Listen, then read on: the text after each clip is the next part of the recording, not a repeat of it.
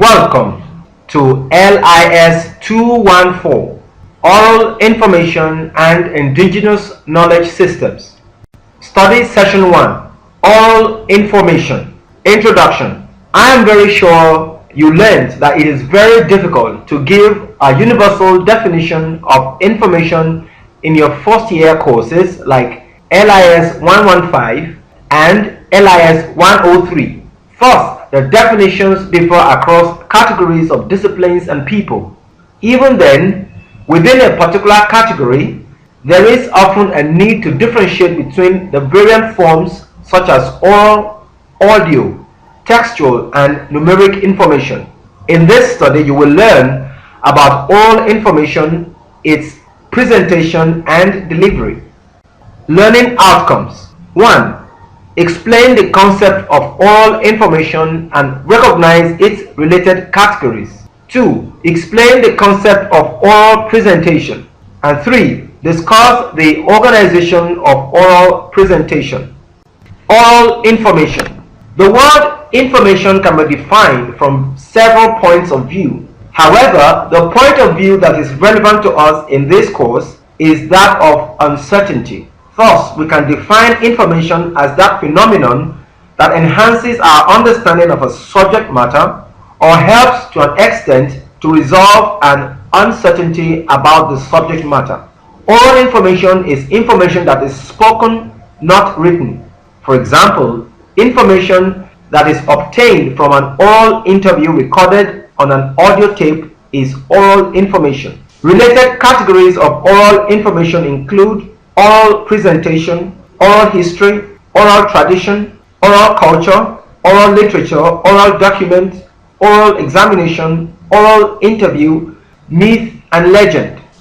An oral presentation is generally a speech or vocal performance, occasionally accompanied by visually based presentations such as slide show. Oral presentation is where you show your knowledge on a particular subject. You might have been able to choose your topic or might have been given something to research and talk about to an audience or tutor.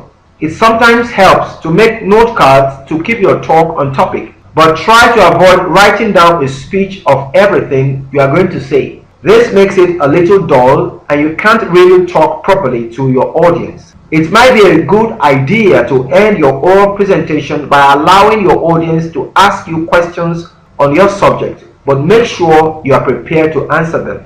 Making a good oral presentation is an art that involves attention to the needs of your audience, careful planning, and attention to delivery. Organization of oral presentation. The introduction. An introduction is a must. It sets the scene and engages the audience by motivating them to listen by relating the topic to their interests. The simplest introduction that entails merely letting the audience know who you are and what your presentation is going to be about is inadequate for most audiences, topics, and assignments.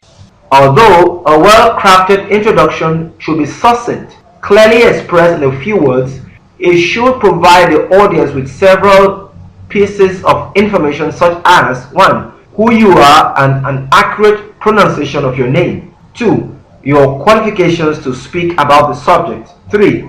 The type of presentation, that is, informational, instructional, problem solving, and so on. 4. Background information as needed. 5. Your thesis.